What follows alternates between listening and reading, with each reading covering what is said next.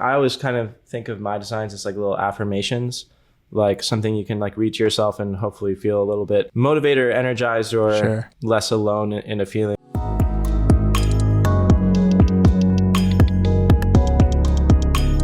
How's it going, everybody? Welcome back to the Jesse Nyberg Podcast. Today I'm here with Ed, talented designer and musician from New York. Excited to chat with him. How you doing, man? Yeah, what's good? Pretty good. I mean, I'm having a decent week so far. How about yourself? Yeah, I can't complain. I actually I have a dog now. She's like chilling right here. Maybe I can bring her on. No, she's chilling. But she's very cute, I promise you. I'll believe it. So yeah, it's been good so far. It's been fun. What have you kind of been doing this week? Working on anything cool? Honestly, like I feel like I'm in a bit of a slump design wise. Like I haven't really opened Photoshop for fun in a while. It's been a lot of like commission work. I feel like when you get into that like zone with work, it's just hard to open up something just to like see what happens. But I'm actually like I'm getting like accepted into some, I think Andre Azizov was accepted into some like AI thing. So I'm going to be like learning how to use that this week. So hopefully that like just brings a whole bunch of, yeah, exactly. Yeah, I agree. I found it's hard to, like, the people that I see do the most stuff online or whatever, like it tends to be either before they have a ton of like work coming in or during some kind of break. Like you see some people like super crazy consistent or like always creating personal projects, and then they actually get like a job at a place or some like big influx of clients, and it's like, oh, you see them then like in a few months like, sorry, I've been doing this or whatever. It's easy to be consistent and all that when it's like you have a lot of free time.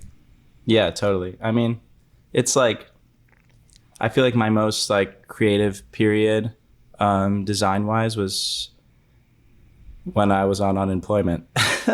During the pandemic. I was just like really going off, and I was kind of treating it like a job, which is I guess what some people end up doing, and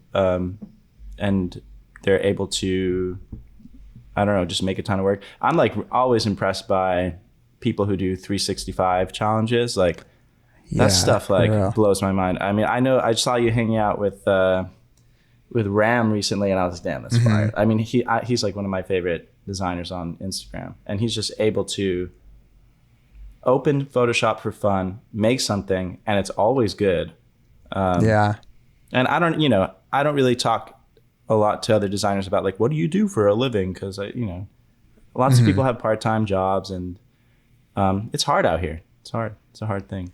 But yeah, what because you obviously make music, and I've from what I've like kind of looked into, I assume that was your original like kind of passions and pursuits, and I'm curious what got you interested in transitioning from that to like also including the design side of your, like, you as a entity or whatever you want to call it.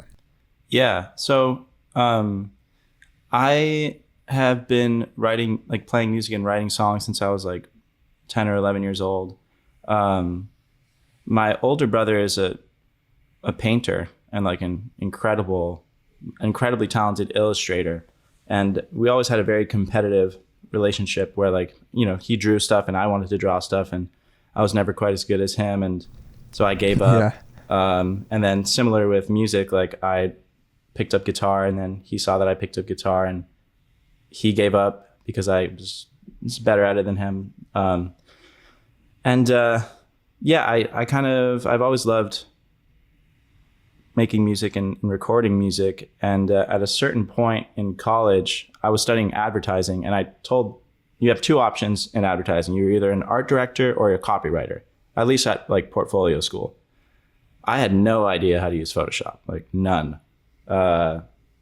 And they're like, are you a writer or art director? And I was like, I'm a writer. Like, so I basically like went to school as a copywriter, and I took one semester, I took a Photoshop class, and I told the professor, I was like, I just want to learn to make my own album art because I just can't afford to pay anyone anymore. Like I just can't do it. So in essence, yeah, like all my like visual design stuff has stemmed from, or even my interest in it has stemmed from music. And I was making like a lot of collage stuff, like kind of Mr. Babies style, or like Eugenia Lolly and stuff like that. And I love that stuff. I still love that work.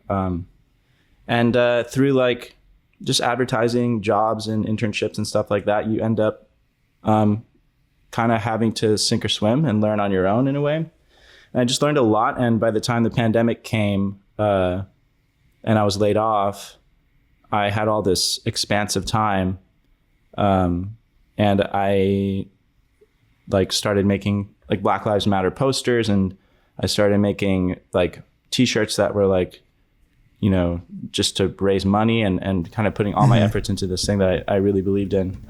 And it kind of snowball affected into a community. Yeah,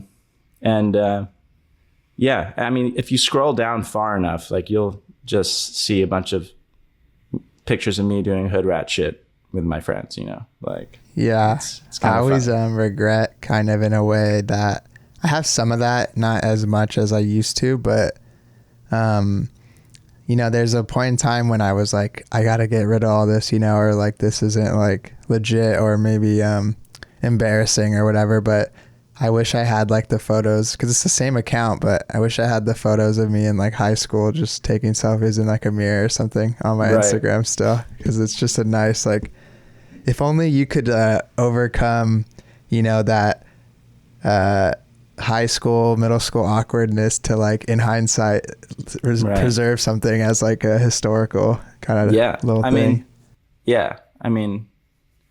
I think I keep like again, like if you scroll far down enough, you will just see like photos of my Game Boy Color or something like that, you know, and it like with like a shitty filter on it. And yeah, like I miss those days of social media, the innocence, the pure, like, I'm just going to post bullshit. I don't even have like a Finsta. I know plenty of people do. And maybe I should have an outlet like that. But yeah. I used to, but I don't know. Like the more I think about having to compartmentalize like all these parts of like who I am, the more it feels like kind of like inauthentic in a way. So I try my best to like, I'm not going to, you know, post anything like overly incriminating maybe, or like personal per se on like just my feed or something. However, like I've tried to get a lot better in the past years at like this, when you kind of realize it doesn't matter as much, like when you've seen it stuff work and not work and realizing it's kind of all fleeting, I've been just like, fuck it. And I'll just post like a photo of, you know, a collection of photos or something, because at the end of the day, like, yeah, people love seeing design work and your music, but they're also like nosy and they're interested in seeing like just random pictures of your life or whatever. Everyone loves just humans and seeing what humans are doing. Yeah. That's something that I've been grappling with too, is like, I don't think I put enough of like, kind of like what you're saying, like having to split my design Instagram page from like a band or a music Instagram page. The fact that they're separate, like I know this, like I know that it's silly, but it's difficult for me to like put 100% of myself into what I think of Instagram as is like a tool in a way. And like I can like put a message out and all these people can see it, and that's kind of like frightening. And I'm like, oh man, like do I want to like talk to myself? Like, you know, like again, like Ram is so good, like good at posting like a million stories like that. And I envy him for, I wish I could just like do that. But I'm too embarrassed. I'm too shy or something. I agree. Yeah. I found that even though I do this stuff and it's like, I create videos that take time and I like listen to myself talk constantly and have to edit and stuff, I find that less intimidating than just like a bare bones, like going on a story and like talking to the camera. It feels so like vulnerable because there's no barrier between the thing and going out, especially like live stuff. That's why I'm always hesitant to do anything live, because it's like terrifying. It's totally if it's terrifying. bad, you instantly know it's bad, and you're like, oh shit, you get that feedback right away. There's no cool off or whatever period. Yeah, I mean, it's all very confusing now. It's like even 2 years ago, I could make a poster and it would just get shared like a lot easier than now. And it's yeah, I almost, not that I refuse to make like reels and stuff, but I kind of do. I kind of refuse. Yeah, I even, it's funny because I've noticed that typically sometimes people that refuse that stuff, like I look into some stuff they're doing and I'm like, oh, it's because you didn't do it right, like it didn't work. So of course you're gonna say, like, I'm not saying you, but other stuff I've seen. But I've even done stuff that worked and I'm like, I don't want to do this anymore. Like it sucks. Like even though it works, it's like everything isn't about working or like gaming this like system. Like, yeah, that stuff can work if your goal is to like be on the internet and like social media and you're not worried about, like art or design or music. Like, of course, use those tools to like whatever's the best promotion. Like if I was just an influencer or something, I'd probably only post reels, because it's the best way to do it. But like at the end of the day, if let's say you're a designer and you want to be known for creating good design work, then it doesn't matter if those posts or anything perform poorer, because even the people that do see it, you want to put in front like what you want to be known for, I think, in a way. Yeah. And it's also, when you end up gaining a bigger following, it's like you kind of I feel this way. Sometimes I'm like, oh, if I post this or that, like, will everyone just leave me? Will everyone just like stop following? And man, the unfollows are incessant to me at this point, because I think it's better for me at this stage to like not to just treat design like it's fun and not have like a pressure point or anything like that, which is why like I'm not even hard on myself at all that I haven't opened up Photoshop just to open it up for fun.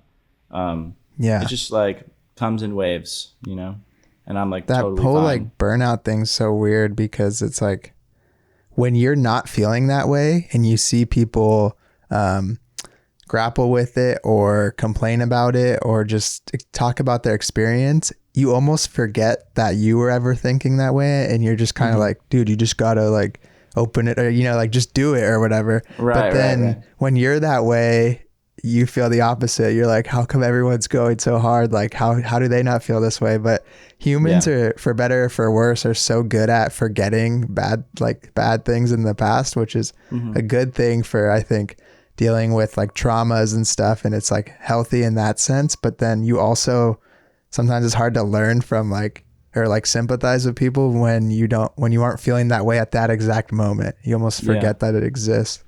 Yeah, totally. It's like, it's funny because like, even though I may or may not be in a creative slump design wise, like musically, like I'm probably at my like artistic peak or something. Like we wrote for like 30 something songs in the past, like, oh, nice. And recorded them. Like they're pretty much done. And we do it fast, and like, I'm super stoked about that. Like, but yeah, the burnout thing is real, I suppose. I just choose to not be like hard on myself about it, What's your role, I guess, in terms of musically and like other things that you do for the band? Do you also handle just like the art direction, I guess? Pretty much. Like it's the inception of the band was me and my older brother. We would kind of write, like he would be so great at singing and I was so great at coming up with chords and stuff that it just was a very natural thing. And eventually, like, I went to college and I loved to sing, but I always felt like he could sing better than me or something. So slowly but surely my confidence grew, and I was able to like learn to write lyrics and just end up doing things myself. And at this point, he fell in love with his Yoko. Shout out Adina. We love Adina. And they live in Florida. They moved away from New York, and I basically had it to myself. Like, it's my kind of baby. And then I met this dude named Gianluca, who is like this incredible 6'5" Brazilian man. And he's just an insane bass player and producer. And we ended up writing the last album together. And to me, that feels like the debut. Like, even though there was hella music before that and all this like history behind it already, like it felt like this fresh thing. So basically, that's a very long answer to your question, but like I will write the songs and I will record like demos and stuff, and then we'll take it to the studio, which my guitar player owns. And if it's basically, I had this deal with him where like if he ever needs anything design related, I'll do it, and like we trade designs for hours at the studio, which is very, very clutch, because the space is like really beautiful, and all the songs and all the music we record is like quality. Really, I love a good like bartering creative like skill sets, because the other person always is like so far, like a lot of times they're so far from the thing that like you can do, so it's like such a win-win when it works out that way. Yeah, but you know, it's funny, it's the first time we even like speak. Like, I don't really know much about you at all. Like, you're asking me all these, like, when did you start doing all these podcasts? Like, you've spoken to people that I like love and admire, and like like what is your story? Like, when did you start designing? When did you start, like, what gave you the idea to do these podcasts? Like, I watch them. Like, I'm like a fan. That's why I'm like very stoked. And I like been asking to come on for a while. Yeah. But I'm so glad I could finally pull up and we can finally chat. It's dope. I know. I appreciate that. And I'm glad we finally figured it out. We both had back and forth with scheduling and whatnot, but I've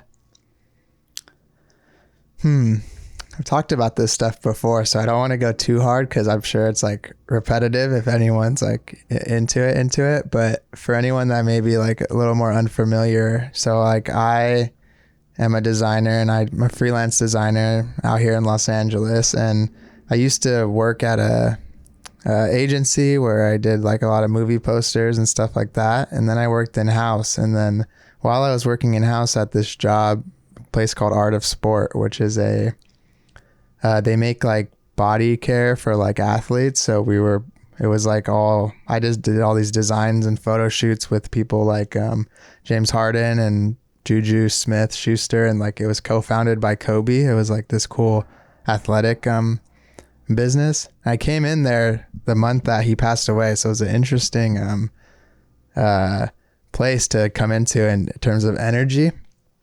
Yeah. And that was cool, and I liked that. However, that was all during COVID too. So my first month at this job is COVID, and I'm thinking, well, everyone's getting fired. I'll probably get fired too, because why would this company keep me if I'm the first one in, first one out, type of mentality I'm thinking. Right. And I don't get fired. I end up quitting like a year later just to pursue more of this stuff. But, so I wanted to start a YouTube channel, and I've always wanted to do a podcast, and I was always grappling with the idea of what would I do a podcast about? I don't want to just be like another white guy that's like, me and my friends are hilarious, or whatever. Like we'll do a podcast and sit around and just talk shit. So I was like, oh, well, I'm a designer. I can lean into this angle. And then I started with like tutorials and stuff. And then I just started with this, and I feel like everyone that I reached out to, big or small in the beginning, was very into it, because I feel like it wasn't represented that much. So it wasn't like, if you're a musician or a comedian or someone like that, you probably get asked to do a podcast like almost every day, and you've done them, or you've done like a Joe Rogan or something like that, where it's like, what is this going to really kind of do at that point? Yeah. But this world, especially the younger, I think creatives and designers were very like underrepresented in like the terms of their thinking and people knowing about them. And no one's ever told me no, without a reason that is outside of like not in a bad way. Like the only people that have told me no is they don't want to speak at all on camera, or they don't speak the language well, and that's understandable. Or they haven't responded. I'm not saying everyone's responded, but no one's ever said like, no, that's dumb. Like I don't want to do that, which is cool. Who's your dream guest? My dream guest originally was like Aaron Draplin, and I had him on like the 3rd episode. So it was amazing. Like, all right, well, I guess I just do whatever I want from here. Yeah, shoot it done, man. Wow. Yeah, and some of the early people, it's a blessing and a curse that everyone was so down, because I was so much worse then. I wish almost some of the better people were harder to reach in the beginning, because I kind of want to have them on again, because my interviewing skills and my public speaking skills and my overall production was a lot like just bad. It's more superior now, but right. I think in terms of dream stuff now would be a little bit more branched out in terms of people that not just design, but do other like creative things. And it's obviously easier to reach designers because I have more of like a rapport with them. And I also have like, it's maybe a mutual respect or whatever, but the dream person in reality, which is not possible anymore, rest in peace, was someone like Virgil, right? So someone that not only designs and knows about design, but has taken that to like a global scale, far more like large than any one human like designer could ever be, like this grand thing, you know? Yeah. I just saw that like Kendrick Lamar, like both the performance at the Louis event and then also the one at Glastonbury. Yeah. And yeah, this shit is just like, it's just crazy that he died. Like just very, very random. I like used to work in Soho here in New York, and man, he used to go to Cha Cha Matcha a lot. I would like see him there. That was like a little cafe you worked at or something? Yeah, well, I didn't work. It's like this really pop-in matcha place. Like it would just be lined down the street with like beautiful like models, just like this classic Soho, New York, like only thing. And yeah, he used to go there, and I tried to catch up with him once and like say hi, but it's just at a certain point I was like following him. I was like, this is weird. Too much like fan behavior, huh? Yeah, I don't want to like. Yeah, I had a lot of experiences working there. I think my favorite, the best thing about Soho is that it attracts those kinds of cultural like figures. Like, yeah, it was super rad. I like saw Tyler the Creator one time, and he complimented my hat, and I like shat my pants. Like I didn't even know what to do. My rule for that I've kind of set for myself, and I guess I'll make exceptions if it's someone that I'm like just like obsessed with, but I try not to approach people that are like famous or whatever unless it's in a world that I actually have like value in or like experience in. Like if it's a design person or an artist, I'm more comfortable with that. But if it's just like a musician or something or a actor, it's like, where's it going to go after I tell them how much I like them? Then we're just standing there, right? And I have to leave or something. Yeah. I had this experience with Frank Ocean actually at a store called Opening Ceremony, which is closed now after the pandemic. Really cool spot. And so like a friend of mine was like across from me and like talking to me, and then I like look over and I see this dude that looks a lot like Frank Ocean. And then I'm just kind of like, she's like speaking to me about something important, and I'm just like, hold on. I think that's Frank Ocean over there. And she's like, no fuck. She's like no longer cared about what she was saying. She's like, no fucking way.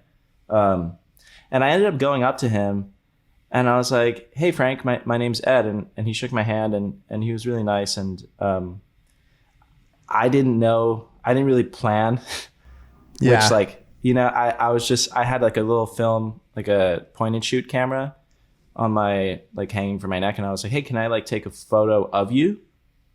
Not with you, just of you. And he was like, nah, man, like I don't really do the photo thing. And I was like, oh, okay. Like, well, like, thank you. Like, I love Endless a lot, like a lot. and I just like didn't know what to do, and I walked away. And I felt really almost ashamed afterwards. I was like, man, I should have asked him something. Like I should have asked him like, what's your favorite movie right now? Or like, what's your favorite Radiohead album? Or just like something that you could actually, we can make a genuine connection and like speak about something that we both like or something like that. So now since then, I haven't ran into any celebrities really since then. But that's what I'm going to try to lead with.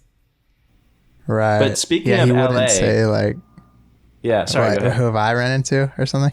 No, I was in LA around the time Kobe died also. And so that was like my first time really in LA. And so I totally understand what you were saying by the energy of the city at that time. Like seeing the R.I.P. Kobe like on all the buses and all the public transportation and all the people. Like we were staying right across from the Staples Center. So it was just, there's a lot of crazy energy at that time. People that don't live here, I don't think they understand. It was like people thought his presence was everywhere before that. So like he was already like he's arguably the most like person on things that's in terms of sports besides probably Jordan in like Chicago, right? Or something like that. And maybe even more because LA people, I think like they do art and they love their sports people. So they have that shit everywhere. And after that, it's like, oh, holy shit. Like you wouldn't like, I think it'd be impossible to not know like what's going on and noticing something. In terms of the Frank thing, I think that is a good kind of lesson because he wouldn't have, it's not like he would have said, nah, I don't like listen to albums or something, you know, or like, I don't watch movies.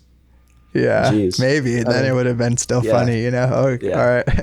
Yeah, exactly. Do you, I wanted to ask you too, like what, so you did like copywriting, you said, which kind of makes sense. And I noticed a lot of your design work has like, the emphasis is on the message and the copy. And it feels like almost at the forefront sometimes. And do you think that whole like experience has influenced like your music writing and your design writing and all that together? Penny. Sorry, my dog just... I heard him. I don't know what she's doing, but she's fine. I heard her. Yeah, definitely. I think like, especially around the time of like Black Lives Matter, I mean,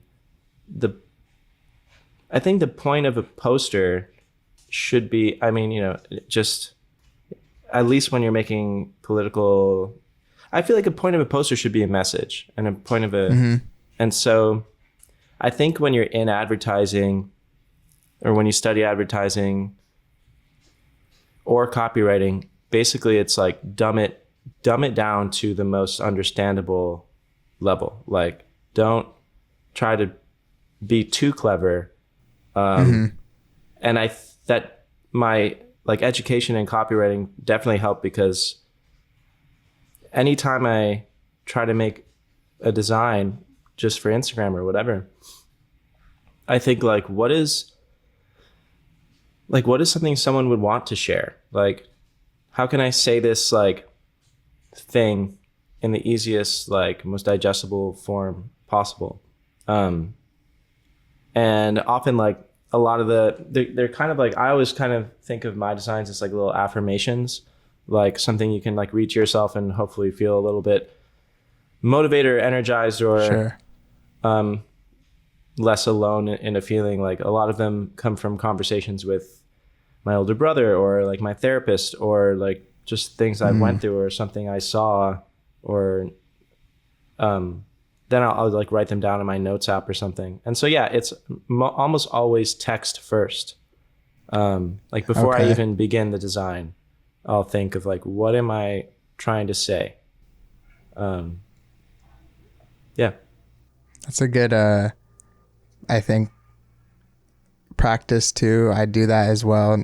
Not always in this is going to be the final message, but writing down these things so that you don't go into like something completely empty, you know, because sometimes it's like if you have all the possibilities, then it's like you kind of have none. It's almost like what are you even supposed to do? But I agree with the copy thing, because I think that's why that kind of like golden age of advertising, like Mad Men-esque stuff, is like had made such a return. I was talking to Ram about this in his own work, as well as seeing it everywhere in terms of like sneaker companies and all that. And because it really does, like, it's hard not to feel something when it's so like on the nose, you know, and it's just like in your face. And I think sometimes that's why people feel not as confident in some of their design work sometimes, because it's not that straight up. So people are like, how come it doesn't do well online? But like, just because it does well online doesn't mean it's not good, and vice versa. Something totally. Like stuff is always going to do well when it's easy to digest and easy to share, you know? So if you're making this like masterpiece that that has to be deciphered, like it can be beautiful, but of course, like some random person's not just going to put it on their story or whatever, because they don't maybe understand it, and that's fine, you know? Yeah, I think you're right. It's almost like the memification of art. It's like, you know, it's like dumb it down, you know? I have no issue dumbing it down, but I also obviously really respect those who are incredible at like illustrating and can really deep down and like dive into some really heady visual stuff. I love that shit too. I just like, you know, I don't really draw. I don't draw good. Right. So I don't draw good either. Yeah, I just like hit the buttons on the computer and make the pretty thing, you know? Yeah. My biggest like discovery or whatever, or like realization in my life that has probably benefited my career and gave me confidence, is the idea that I don't have to know how to draw. I always like struggled with trying to get better at the things I was already bad at, instead of focusing on improving the things I'm already good at. Right. And once you make that mindset shift, I think it's like your potential is just like times 10, because if you suck at something, you're only ever going to get to like probably the point of what is something you're already decent at. And if you work on that thing you're decent at, it's going to get you to like maybe an excellent level or whatever. Yeah. Yeah. It's the question of like, do you want to be really good at one thing, or do you want to be okay at a lot of things? And like, there is no right answer. I still want to learn how to draw. Like I'm still down. I just like, this is a coping mechanism by this theory. It's like, but I don't have to, right? Like, you know, right. I'm about to hop on this AI thing and not have to work a day, and I'm just going to kick it. Oh, you need an album cover? Oh, I got you. Yeah. Album cover. Let me tell the computer. It's funny, like I've seen people talk about that AI shit, like, oh, is it gonna take over music, or is it gonna take over art and design? And it's there's always been something of that, not necessarily AI, but there's always been a way that something can be automated or done in an easier way.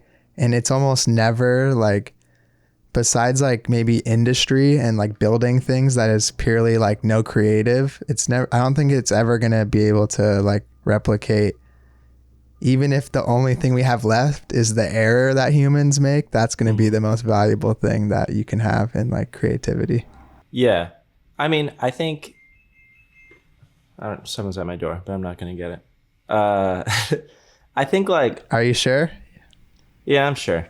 I'm good. It's probably my roommate or something. There's like all these construction workers outside too. I'm hoping they're not super loud. But, oh, hey, Daniel. Daniel's a fantastic graphic designer as well, and musician. I work with him on like everything, honestly. If I ever post something, I will send it to this guy. Hello. And he'll be like, that's shit. Or he'll be like, that's really good. And he's my... Yeah, you need those. Yeah, that's my guy. But what I was going to say was in regards to AI, I feel like, and like, yeah, like I told my older brother, who's literally, he's a painter, right? Like this is like the most like legendary, you know, this is pre-photo talent. Like he like saw the AI stuff and he's like, I don't know how, like that's so cool, but like, I don't know how I would ever incorporate that stuff into painting. And I was just like, well, like, you could technically like come up with an idea in your head and write it down and see how the AI spits it back out. And then you could paint your painting and make it even better, right? And make it but like, I think like the reaction will always be, I'm sure the reaction to photography was the same thing from painters. It's like, holy shit, we're like totally screwed. Yeah. Like, but it doesn't, nothing will go away or change. It's just going to transform and become ultimately more interesting and fun, I think. And it's funny that I'm excited about it. Yeah. I think things are always going to happen. So like going against it is only going to hurt you, really. Like just whatever, see it. And sometimes it has the opposite effect, you know, like when photos came out, it became so easy to take a picture of everything. People wanted someone to paint it in a different way, you know? Yeah. So like, if anything, it reinforces some of I thought of I want to make a video about the AI and like give it all these prompts and then like do all this other design stuff and kind of like compare it, you know, and see what if we came to any like similar conclusions. Cause some of the stuff I see is like, oh, that makes sense why I would do it that way. And then other times I'm like, what the fuck is going on? Like this looks crazy. Yeah. Yeah. The DALL-E thing, like like all the memes. The meme. Yeah. All those memes are incredible. Yeah. Yeah. Like the Jesus Christ in Fortnite and shit. Right. Like, it's so crazy. Yeah. It's nuts. It's super cool. But yeah. Yeah. Ultimately, I think it's a good thing. And I think it's going to be cool to see how creative people use it. Yeah. Ultimately, that's the only thing that matters is that, you know, until the robots gain sentience and, you know, take over, like we could just still use it and like have fun, you know. What so I know you mentioned you're kind of in a little bit of a maybe not slump, but putting more energy into your music rather than the personal design work. When you do two things, and especially when the one that came before your original passion, which was music, got some traction and like success, was it harder and harder to know like how much effort to put into each one and like which one maybe should take your focus for the day or the week or whatever? I think I would say that design is it's the only art form that I've ever like dived into that I do solo. It's like the only thing that I like do just like that's not collaborative. Okay. So like when I make a song, like I have a team of people who like, and I guess even with design, right? It's like, hey, Daniel, like, is this good? Like, I need that like bounce, that like ping pong of like feedback. I just need like, I need that in order to kind of move at all. So with the music, it's kind of more dependent on other people's schedules or something.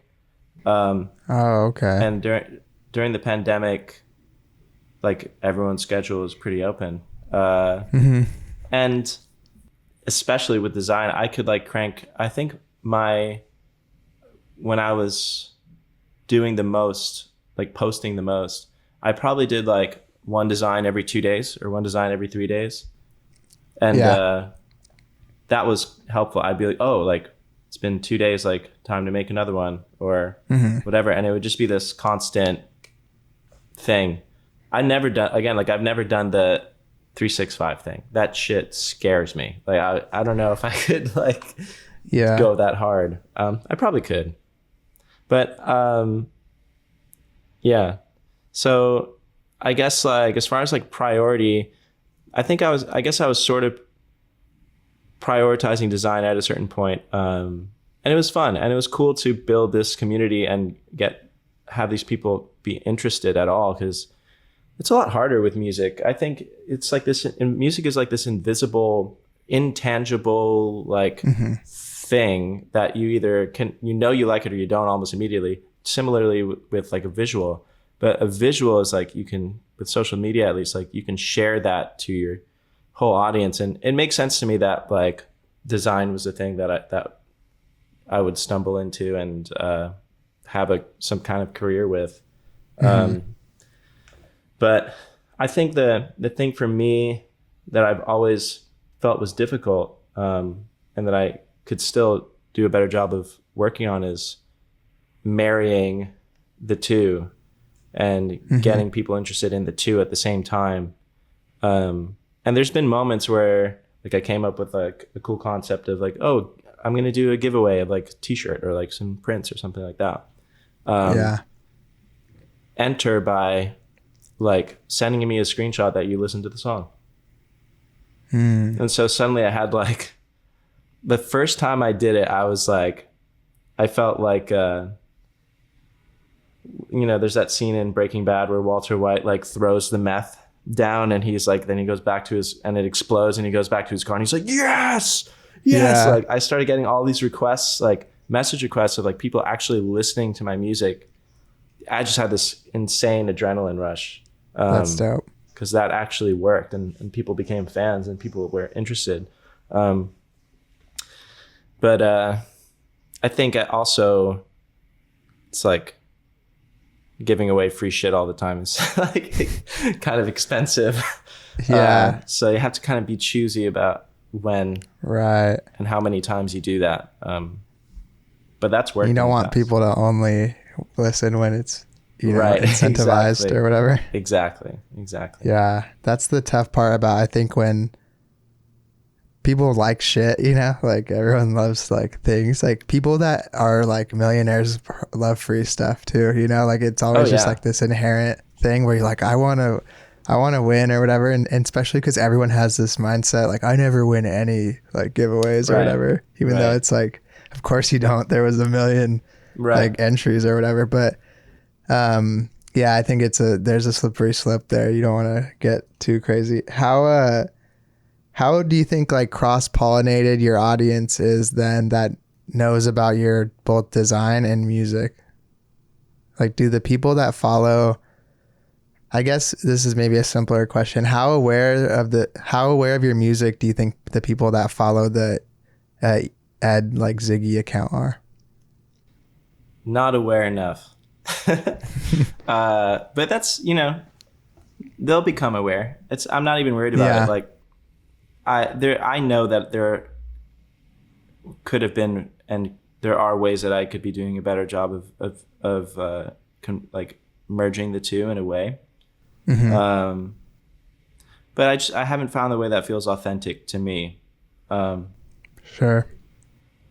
So yeah, I don't know if I had to like come up with the percentage. I feel like probably like 30% of them know, because I feel like, especially now that the algorithm just kind of drowns things, it's like I do wonder how many of these followers even see my stuff anymore, even just the graphic design, you know.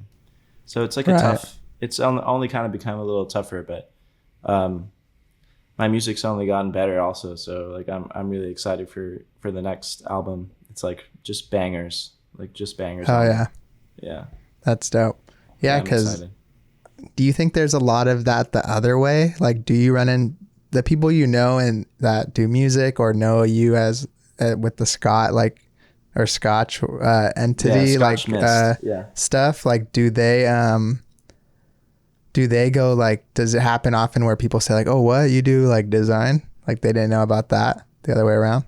Yeah, like we'll be at the studio or something, and people will walk in.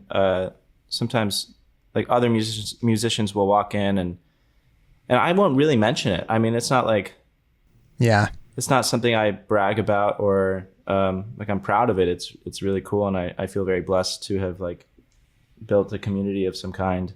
But yeah, I don't really mention it unless someone asks. But like at the same time, at that studio, there are like Wi-Fi cards that have my Instagram at the on the back of them. It's like designed by whatever. Or like if you go to like by the espresso machine, there's like a poster of mine so like I have a presence there too, and people are just like, oh, that's you? Like I follow you already, which is funny. Yeah. That stuff's weird. Like, yeah, because it's like you said, you don't know what people are even seeing because I have people that'll still, you do something for so long and it's almost like feels shitty when they're like, wait, you do a podcast or something, or like you do this. I'm like, yeah, I've only done like 80 episodes though. It's like, it's a lot. So it's funny when people are like, and that's the thing is, this whole idea of the algorithm or whatever deciding what is correct, I don't think that it's inherently wrong. I do think it has done a good job of showing, like, it's not like being an asshole. Like, they are doing a good job at figuring out what they think people want to see. And even if it's not, people sometimes don't even know what they want to see. They think they want to see this, but then they spend their whole time watching, TikTok or Reels or whatever. So it almost knows human nature better than, like, it's like people lie about what they think sometimes. Like when you do a survey, you almost like think like, oh, I think I'm this way or whatever. But right. So I think all social media, for better or for worse, is getting more and more and more towards, it doesn't matter your following or your subscriber base, you can still be seen, which is good. But the bad part is it's harder to get the reoccurring effects because people sign up for stuff and then they're like, where is it? So it's almost like a hit or miss. Like you can't have one without the other, I think. Yeah. I have to say you're the first person I've met that's pro algorithm. And it's refreshing because I feel like most of the conversations I've had with other designers, it's a lot of frustration. It's a lot of like, I wish I didn't have to like keep up with it, or like it's kind of like what you said earlier. It's like about reels. It's like, yes, I can make a banger reel, but I didn't want to spend that time making the banger reel. Mm-hmm. And so that's kind of complex too. It's like, that's a really good take, and I'm going to keep that in mind, what you just said about and I'm not, the fact that you actually spend Mr. Pro Algorithm. Yeah. I don't want that title because it's not very flattering. I'm not saying that. I think what I will say, I guess, as like a caveat is that it shouldn't, the problem that they have, these companies and these things haven't figured out is doing this new system and trying to improve, but also giving you a reasonable way to like bypass it. Like it's so hard to just see what you want to see. Like even on YouTube, they have one of the best algorithms I think that there is, and same with TikTok, which is why people are able to grow with like nothing pretty much, which is good. But then sometimes, like if I watch a few videos about something, I don't even start seeing the other stuff I liked anymore. It's almost like whatever your mood is at the time. So there's definitely a hit or miss. I'd say I'm Mr. Indifferent to the algorithms. Maybe not pro. That's good. But I'm not good. I think people complain because they don't have other things to blame it on also. Because I heard someone talk about algorithms before. They said if you just replace that word with audience always, like what would that feel like, Oh, I hate the audience. They never want to see my stuff. Or like the audience never likes my posts. And it's like, to an extent, it might just not be something that is interesting or people want to see. So but then again, it's a lot of nuance to it, I guess. It's hard to really break down. And I also don't even really know exactly how these things work from like a computer programming sense, Yeah. Somewhere there's just a lab of just a bunch of like fucking asshole guys just like that created the algorithm. They're all just sitting there laughing. Or it's like those old like phone things where they're just like directing like pictures to different people's things. They're like, no, you don't get to see that. We're sending it over here. Yeah, it's all very intentional. Now that you've done both these things, like if you had to get rid of one of these like pursuits, which one would you give up? Design. Yeah. I mean, like without hesitation. I figured because people love their music that do music. Yeah. I mean, it's I did, it's right. Like I even explained earlier too. It's like I wouldn't have even probably done a design, like any designs, unless unless That I makes hadn't sense. done music first. Like, it's way more gratifying. I think it's kind of like, I think with any art form, the most fun part should be the difficult part of making the thing. Like whether it's like the hard work kind of paying off kind of thing, where like making a really great song is really hard and it takes a lot of time, and learning how to do that takes a lifetime basically. Whereas like I've always felt like graphic design, not that it's easy, because it's not easy. Like that's why there are graphic designers, and then there are just like people that make designs on, Keynote or something like that. And I guess like I always felt like I could pump out a design kind of quickly, if need be. Whereas like a song can take anywhere from like a week, a day or two, to like months or years. Right. So I always felt more fulfilled by like the music making process and performing. Like there's so many like other facets. That seems right? cool. Like music is like, it's not just like sitting at home and like you have your piano over here and you can just like sing all day long, but you can also record yourself, and that's really fun. And you can also go play a show, and that's like this insane feeling. And then also like that's, making music videos is fun. So it's a lot more intensive and a lot more laborious. And for that reason, if a song, like, it's kind of like if I make a design that isn't a banger or whatever, or just fully flops, which happens, I'm not that like upset about it. But when I like make a song and there's like 1,000 plays, I'm like, ugh. Yeah. It's a different type of disappointment. I feel the same way with like even making videos. Like they're not as probably time intensive or like quiet and stuff as music, but like that stuff feels more disappointing because it was like there's more like that goes into it, so you're like, fuck, no one cares, or it feels more about you, especially when it's a lot easier to separate yourself from art and design that's visual, because you're not in it technically, unless it's a photo of you, I guess. But like, so it's easier to not feel like it's your identity that's like bad or poor.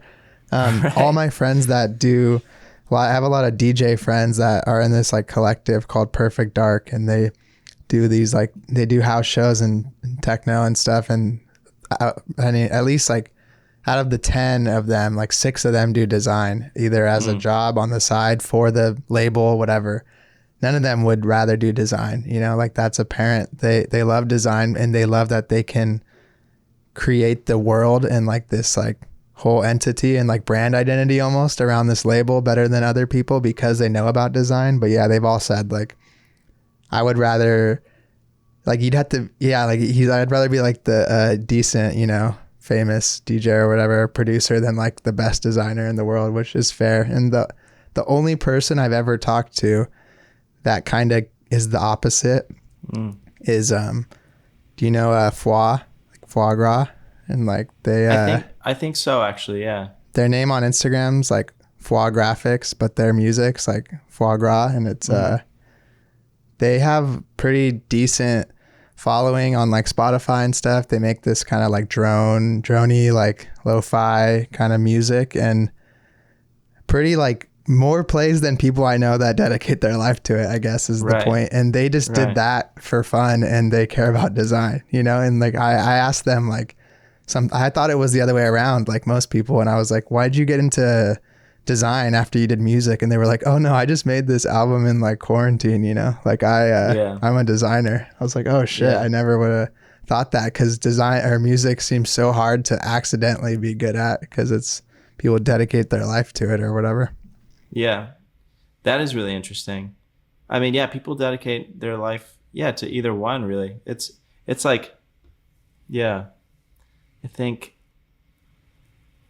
I guess like it's all depending on, I imagine that they probably designed first, it's like, oh, I want to try this thing.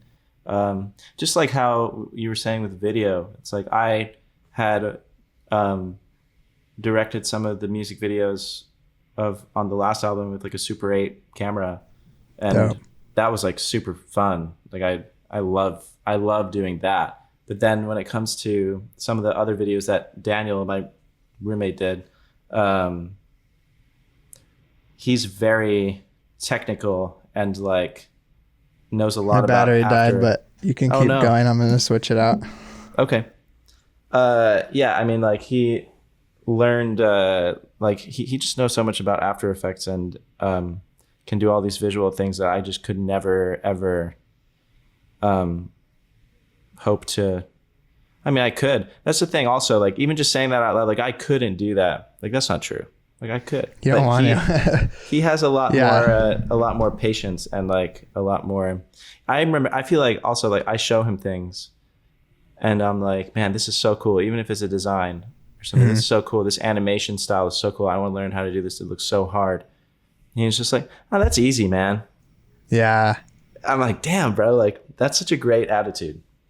Just when you do stuff, it's so hard to remember that people think it's difficult sometimes, especially when it's things that, like even something as simple as I show someone like a fucking hotkey or something on like Photoshop or like some super granular task that's just like ingrained in my head. They don't even think about it. Like changes their whole like life in terms of that project. They're like, what? I had to do it this way this whole time. And that's why when I first started doing videos, when I did a lot more like tutorial stuff, I found it hard to think like when you don't know, because you just do everything like whatever. Like if you're writing a song like or teaching someone like how to do music, like I feel like it'd be hard to go back to like the full basics and like teaching someone, you know, chords and whatever, like all the super small things. But it is a good attitude to have that to just like dive into shit like that, even if it looks hard.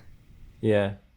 It's also like it takes a vast knowledge of like art to be like, to look at something and be like, I understand how they did that.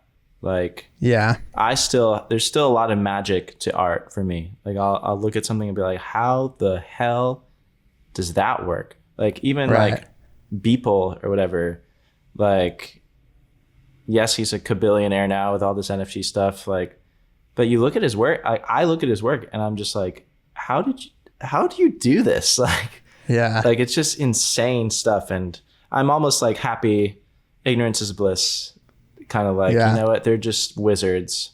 Everyone there, like all these people are just wizards, and they're just like procuring these magic spells to make this incredible artwork. And I think that's why people get so mad when people say like things like, like you're just an artist, or like you were born that. Like I could never make that. Like there's probably a lot of science behind people, you know, knowing how to do things inherently better than other people. I'm not arguing that, but when I hear people say that stuff sometimes, like I feel like the person that does something that's really hard, they're probably like, damn, this took me like 20 years to figure out. And someone's like, you're so creative or something, you know, like, or whatever. Right. But there is a nice, like, it's good. It's a good, like, I do that too. It's like a good defense mechanism to like not feeling like shit, to just see something crazy and be like, well, good thing I don't have to worry about that, you know? Right. I'm doing my shit. Yeah. Man, I was going to say something cool, but I forgot. Well, just wanted to say, unless there's anything you want to end with, that appreciate you coming on, and it was cool to finally sit down and chat and everything. Yeah, this was dope. I don't know.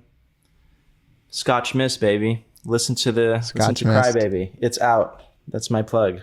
Go stream it. I'll throw it in the description so you guys can check that out. And thank you again, and we'll see you next time, everybody. Yeah. Thanks for having me, man. Later.